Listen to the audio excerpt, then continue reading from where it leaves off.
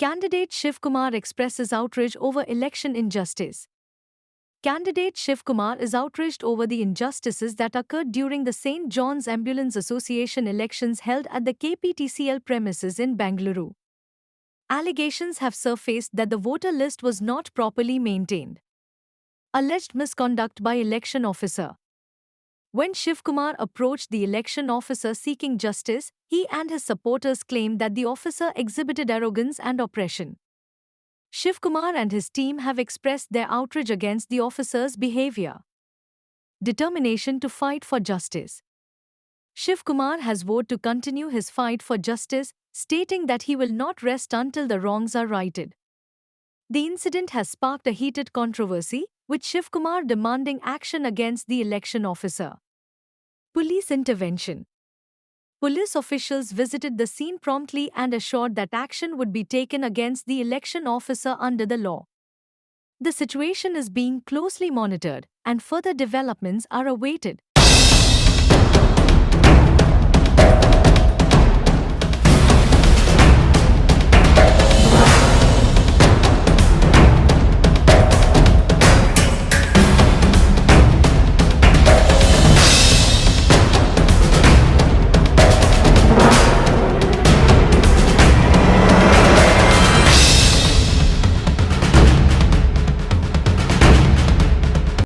ನಮ್ಮ ಕರ್ನಾಟಕ ರಾಜ್ಯದ ಒಂದು ಸೆಂಟ್ ಜಾನ್ಸ್ ಆಂಬ್ಯುಲೆನ್ಸ್ ಬ್ರಿಗೇಡ್ ಒಂದು ಸಂಸ್ಥೆ ಇದೆ.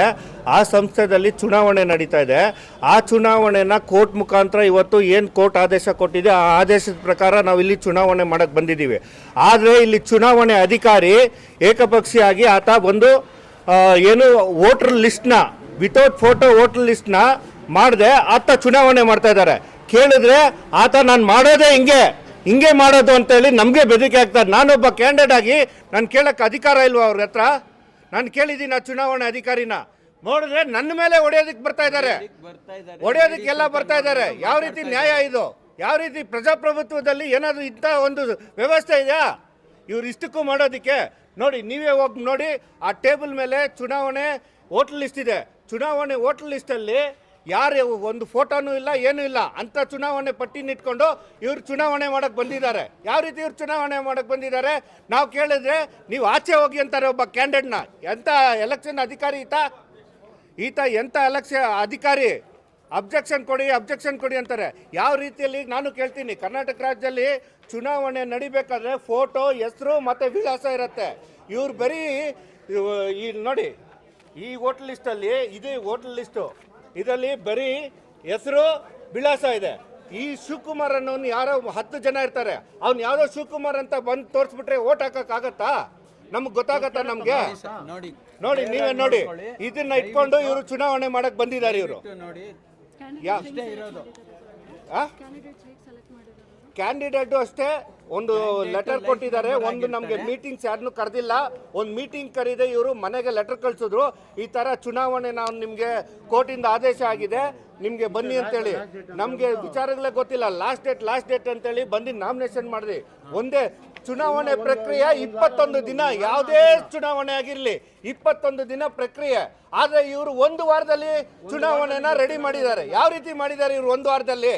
ಯಾವ್ದಿದು ಆದೇಶ? ಯಾವ್ದಿದು ಕಾನೂನು? ಯಾವ ರೀತಿ?